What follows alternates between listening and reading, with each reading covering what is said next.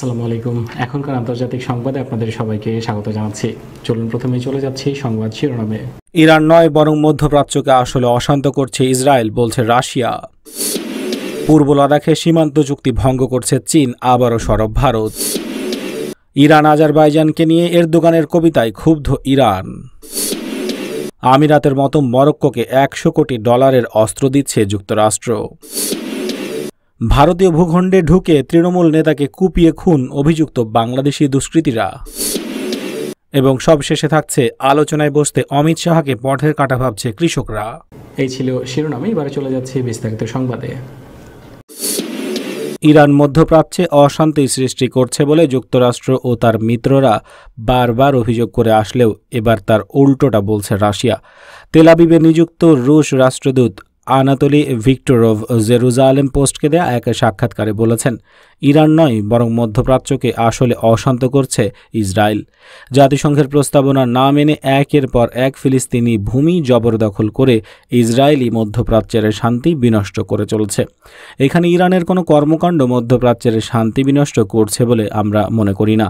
Anatoly ভিক্টরভ গত মঙ্গলবার Israeli দৈনিকটিকে দেয়া সাক্ষাৎকারে আরও বলেন, তেল আবিব জাতিসংঘের প্রস্তাব না মানাই ইসরায়েল আরব এবং ইসরায়েল ফিলিস্তিন দ্বন্দ্বের সমাধান হচ্ছে না।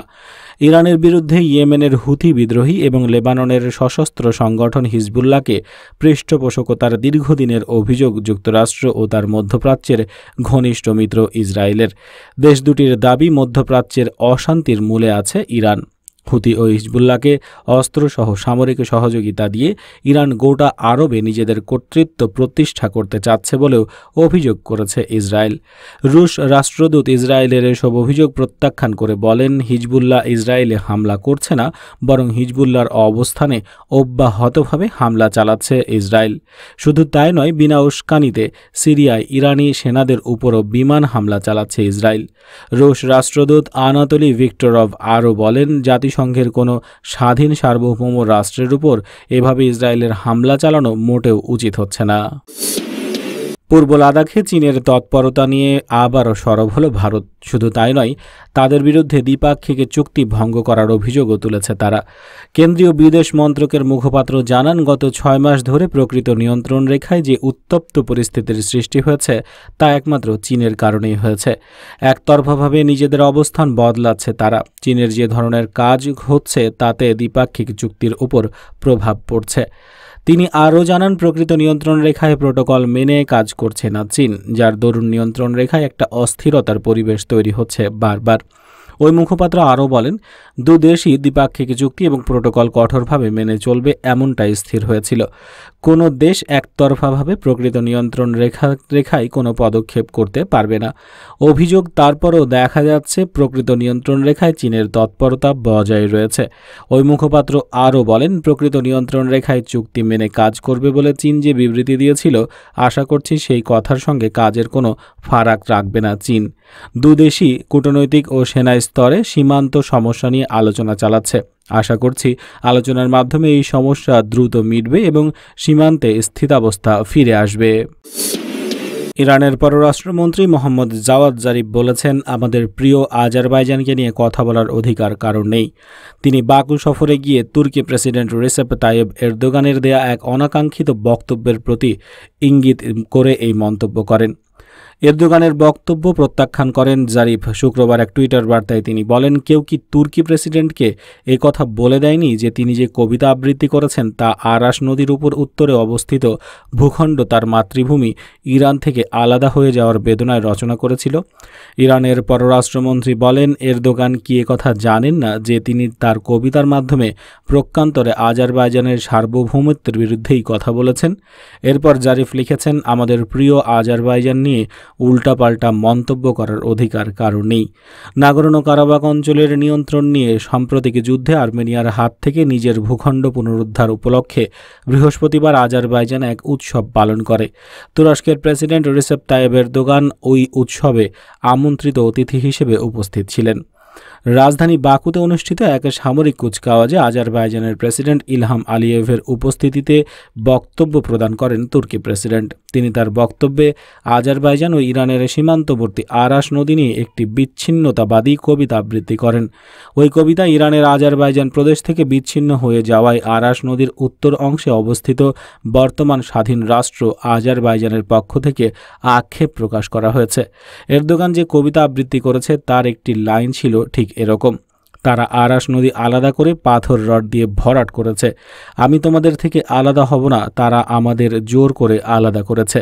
বাস্তবতা হচ্ছে 1813 সালে তৎকালীন জার শাসিত রাশিয়ার সঙ্গে ইরানের স্বাক্ষরিত গুলিস্তান নামক চুক্তির মাধ্যমে সেই সময়কার ইরানের আজারবাইজান অঞ্চলের বিশাল এলাকা আলাদা হয়ে রুশ সীমান্তের অন্তর্ভুক্ত হয়।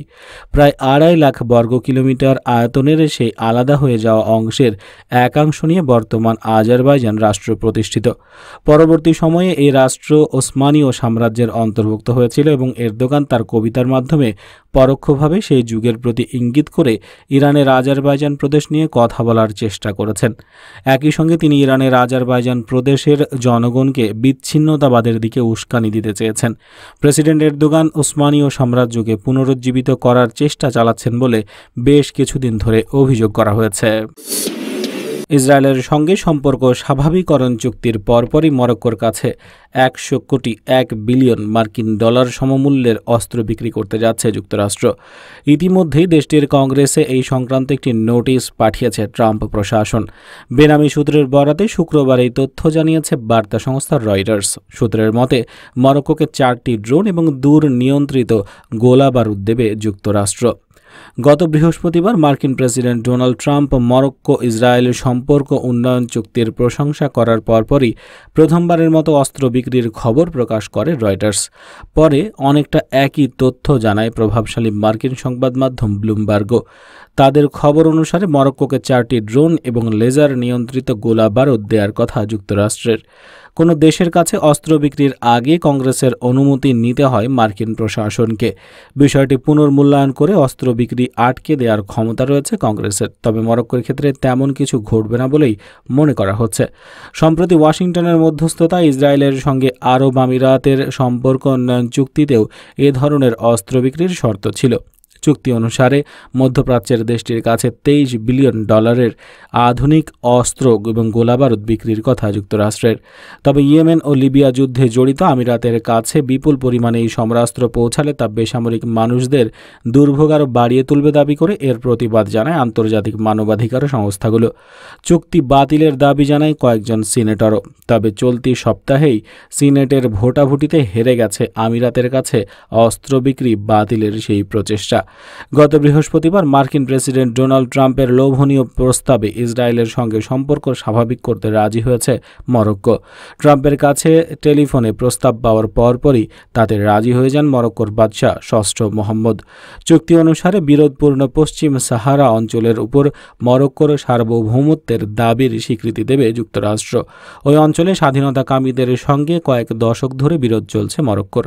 মরক্কান প্রভাব থেকে বেরিয়ে সেখানে আলাদা রাষ্ট্র গড়ার চেষ্টা করছে আলজেরিয়া সমর্থিত পলিসিও ফ্রন্ট।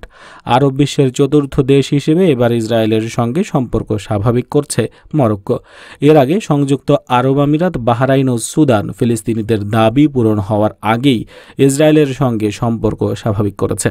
ফিলিস্তিনিরা মরক্কোর ওই চুক্তিরও তীব্র বিরোধিতা করেছে। তারা বলছে আরব দেশগুলো ফিলিস্তিনি রাষ্ট্র গড়ার বহুদিনের দাবি পূরণ হওয়ার আগে ইসরায়েলকে স্বীকৃতি না দেওয়ার অবস্থান থেকে সরে গেছে। ভারতের ভূখণ্ডে ঢুকে এক তৃণমূল নেতাকে ধারালো অস্ত্র দিয়ে কুপিয়ে খুনের অভিযোগ উঠল বাংলাদেশি দুষ্কৃতিকারীদের বিরুদ্ধে। এই হামলায় আহত হয়েছেন বেশ কয়েকজন। শুক্রবার দুপুরে দক্ষিণ দিনাজপুরের বালুরঘাটের হিলি ব্লকে ওই হামলা চালানো হয় বলে অভিযোগ করা হয়েছে। এই ঘটনার তদন্ত শুরু করেছে হিলি থানা পুলিশ। ঠিক কী কারণে হামলা চালানো হলো তা খতিয়ে দেখছেন তদন্তকারীরা। বাংলাদেশি দুষ্কৃতিকারীদের হাতে এক ভারতীয়র নিহত হওয়ার ঘটনায় অভিযুক্তদের উপযুক্ত শাস্তির দাবি তুলেছেন বালুরঘাটের সাংসদ তথা বিজেপি নেতা সুকান্ত মজুমদার। পুলিশ সূত্রে জানা গেছে, এই ঘটনায় নিহত হয়েছেন হিলির জামালপুর গ্রামের বাসিন্দা আলিম মণ্ডল। পেশায় কৃষক আলিম হিলি এলাকার তৃণমূল বুথ সভাপতি ছিলেন। এই ঘটনায় আহতদের মধ্যে গুরুতর অবস্থা 22 বছরের যুবক আসিরুল মণ্ডলের। তিনি বালুরঘাটে চিকিৎসাধীন অবস্থায় আছেন। হিলি ব্লকের বাসিন্দাদের দাবি, 3 নম্বর ধলপাড়া গ্রামে পঞ্চায়েতের কাঁটাতারের ওপারে ভারতীয় ভূখণ্ডে আলিমদের উপর ওই হামলা চালানো হয়। পুলিশের কাছে বয়ানে তারা জানিয়েছেন, শুক্রবার দুপুরে ভারত বাংলাদেশ সীমান্তের কাঁটাতারের ওপারে 0 পয়েন্ট বরাবর জামালপুর এলাকার ক্ষেতে একটি ছাগল ঢুকে পড়ে। তার খোঁজে যান আলিম সহ এলাকার কয়েকজন বাসিন্দা। অভিযোগ, সে সময় তাদের উপর চড়াও হয় বাংলাদেশের এক দল দুষ্কৃতী। ধারালো অস্ত্র দিয়ে আলিমদের কোপাতে শুরু করে ওই দুষ্কৃতীর দল। খবর পেয়ে ঘটনাস্থলে স্থানীয়রা ছুটে গেলে তাদের উপরেও চড়াও হয় দুষ্কৃতিকারীরা। দুষ্কৃতিকারীদের হাত থেকে কোনো রকমে আলিম এবং আসিরুলকে উদ্ধার করতে পারেন স্থানীয়রা। ধারালো অস্ত্রের আঘাতে জখম আলিমদের হিলি গ্রামীণ হাসপাতালে নিয়ে যাওয়া হয়েছে। সেখানে আলিমকে মৃত বলে ঘোষণা করেন চিকিৎসকরা। হাসপাতাল কর্তৃপক্ষ জানিয়েছে, প্রাথমিক চিকিৎসার পর গুরুতর জখম আসিরুলকে বালুরঘাট জেলা হাসপাতালে স্থানান্তর করা হয়েছে। ভারতের কৃষিমন্ত্রীর সঙ্গে কৃষক সংগঠনগুলোর কথা চলা অবস্থায় কেন্দ্রীয় স্বরাষ্ট্রমন্ত্রী অমিত শাহ আসরে নেমে সব তালগোল পাকিয়ে দিয়েছেন বলে অভিযোগ করেছেন কৃষক নেতারা। নতুন কৃষি আইন নিয়ে কৃষক সংগঠনগুলোর সঙ্গে ভারত সরকারের আলোচনা কার্যত কানাগলিতে ঢুকে পড়েছে। কৃষি আইন প্রত্যাহারের দাবিতে কৃষক সংগঠনগুলো অনড় দেখে মোদী সরকার তথা বিজেপি কৃষি আইন নিয়ে এবার সামনাসামনি খেলার সিদ্ধান্ত নিয়েছে। কৃষি আইনের গুণাগুণ করতে বিজেপি সারা ভারতে 700 সাংবাদিক সম্মেলন এবং 100 চৌপাল বা সভা করবে। তা দেখে কৃষক সংগঠনগুলো প্রশ্ন তুলেছে। দুদিন আগেই মোদী প্রশাসন জানিয়েছিল তারা 3টি কৃষি আইনে 13টি সংশোধনের রাজি। যেসব আইনে এত সংশোধন দরকার বলে সরকার নিজেই মনে করছে, সে আইনের পক্ষে বিজেপি কোন মুখে প্রচার করবে? অন্যদিকে বিজেপি নেতাদের দাবি, কৃষি সংস্কারের 3 বিল আনার আগে প্রায় 93 লাখ কৃষকের সঙ্গে এ বিষয়ে আলোচনা হয়েছে। কিন্তু এখন অতি বাম সংগঠনের হাতে কৃষক আন্দোলনের রাশ চলে গেছে। কৃষক নেতারা অবশ্য এই অভিযোগ অস্বীকার করেছেন। তাদের দাবি, এতদিন খালিস্তানি পাকিস্তান চীনের হাত দেখা হচ্ছিল, এখন অতি বামের রটনা শুরু হয়ে গেছে। সংসদে বিরোধীদের আপত্তি থাকার পরেও 3টি কৃষি সংস্কার বিল পাশ করানোর পর ডিএমকে সাংসদ তিরুচি শিবা এর বিরুদ্ধে সুপ্রিম কোর্টে মামলা করেছিলেন। গতকাল ভারতীয় কিষাণ ইউনিয়ন সুপ্রিম কোর্টে মামলা করেছে। সংগঠনের সভাপতি ভানু প্রতাপ সিংহের অভিযোগ, 3 আইন প্রণয়নের পর চাষিদের কর্পোরেট সংস্থার দয়ায় বাঁচতে হবে। কৃষিমন্ত্রী নরেন্দ্র সিং তোমর গতকাল আবার বলেছেন, কৃষক সংগঠনগুলো সরকারের আইনে সংশোধনের প্রস্তাব খতিয়ে দেখে আলোচনায় আসুন। কৃষক নেতাদের পাল্টা অভিযোগ, কৃষক নেতারা স্পষ্ট করে দিয়েছিলেন কৃষি আইন প্রত্যাহার করবেন কি না তা সরকারকে হ্যাঁ বা নাতে জানাতে হবে। সরকার কার্যত বলে দিয়েছে না। কৃষক সভার সাধারণ সম্পাদক হান্নান মোল্লা বলেন, কৃষিমন্ত্রীকে জবাব দিতে হবে তার সঙ্গে কৃষক নেতাদের আলোচনার মধ্যে স্বরাষ্ট্রমন্ত্রী অমিত শাহ কেন নাক গলাবেন? সরকারের যেসব প্রস্তাব কৃষকরা আগেই খারিজ করে দিয়েছে, সেই প্রস্তাব অমিত শাহ আবারও আলোচনার টেবিলে কেন আনলেন? এসব আলোচনায় অচলাবস্থার দায় কৃষিমন্ত্রীকেই নিতে হবে। তার অভিযোগ, অমিত শাহ ও নীতি আইনের সিইও অমিতাভ কান্ত আম্বানি আদানিদের মতো কর্পোরেট সংস্থাদের হয়ে কাজ করছে। গতকাল শুক্রবার কৃষক সংগঠনগুলো হুঁশিয়ারি দিয়েছে, শনিবারের মধ্যে দিল্লি জয়পুর হাইওয়ে বন্ধ হবে। সিংঘু, টিকরি, গাজীপুর, পালওয়ালে আরও বেশি কৃষক জমায়েত হয়েছে। তামিলনাড়ু থেকেও কৃষকরা এসেছেন, তবে আপাতত রেল থামানো হবে না। বৃহস্পতিবার থেকে হরিয়ানার সোনিপাতে রিলায়েন্স গোষ্ঠীর একটি সুপার মার্কেটের সামনে ঘেরাও বিক্ষোভ শুরু করেছে কৃষকরা। বন্ধুরা, এই ছিল এতক্ষণ পর্যন্ত সংবাদে। আশা করি আপনাদের ভালো লেগেছে। ভিডিওটি অবশ্যই লাইক করবেন, খবরটি আপনাদের বন্ধুদের সাথে শেয়ার করবেন। চ্যানেলে সাবস্ক্রাইব করে না থাকলে এক্ষুনি চ্যানেলে সাবস্ক্রাইব করে বেল আইকনে ক্লিক করুন নিয়মিত আপডেট পাওয়ার জন্য। কমেন্ট বক্সে আপনার মূল্যবান মতামত জানাতে ভুলবেন না। দেখা হচ্ছে পরবর্তী খবরে। ততক্ষণ পর্যন্ত ভালো থাকবেন। আল্লাহ হাফেজ।